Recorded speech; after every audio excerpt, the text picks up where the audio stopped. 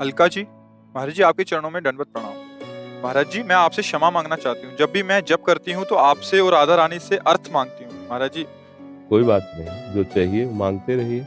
जिस दिन श्री जी चाहेंगी, जैसा चाहेंगी, या तो कामना की पूर्ति कर देंगे या कामना हटा देंगे। हम उनके बच्चे, हम कहाँ जाएं? हमें भूख लगेगी तो भोजन मांगेंगे, हमारे अंदर कामना है तो कामना मांगेंगे। आप कृपालु हो, ऐसा कृपा करो कामना ही न रह जाए। बस ये बढ़िया बात है कि अपने ही श्री जी से मांगे।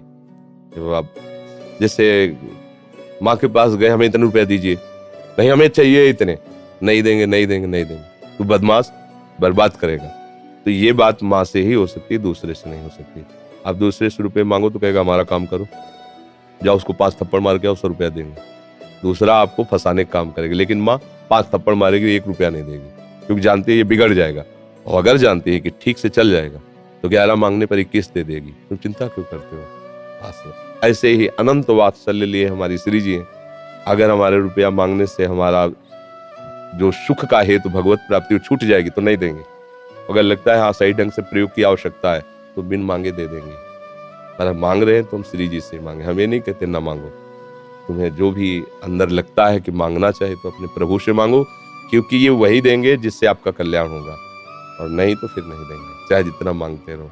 और अगर ना भी मांगो तो जब जो आवश्यकता होगी वो देख रहे हैं। चाह और आवश्यकता में अंतर होता है, ये ध्यान रखना। चाह में और आवश्यकता में अंतर होता है। आवश्यकता है पेट भरने की, चराचर जगत को देते हैं। चाह है कि इस होटल का इस होटल, तो अब फिर तुम्हें परेशान होना पड़ेगा। आवश्यकता है तन ढकने की, भगवान सबको, जिनको वस्त्र से तन नहीं ढकना होता उनके रोए ऐसे दे देते हैं कि तुम्हारे शॉल कंबल उनकी गर्मी से फेल हैं। वो ऐसे उनके रोए ऐसे होते, सर्दी छू भी नहीं सकती। देखो कितने कृपालु हैं।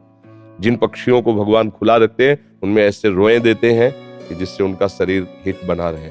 भगवान बड़े कृपालु हैं। अब हमको चाहिए कि अमुक कंपनी, तो चलो मेहनत करो। नहीं, सबके लिए यथा योग्य भगवान वस्त्र भोजन आवश्यकता की वस्तु देते हैं। चाह की पूर्ति के लिए आपको फिर क्रियाएं करनी पड़ेंगी। अचाह हो जाओ तो भगवान स्वयं जिम्मेवारी ले लेते हैं। भगवान आपको वैसे ही पोषित करेंगे जिससे आप भ्रष्ट नहीं होगे। अगर चाह करनी तो फिर आपको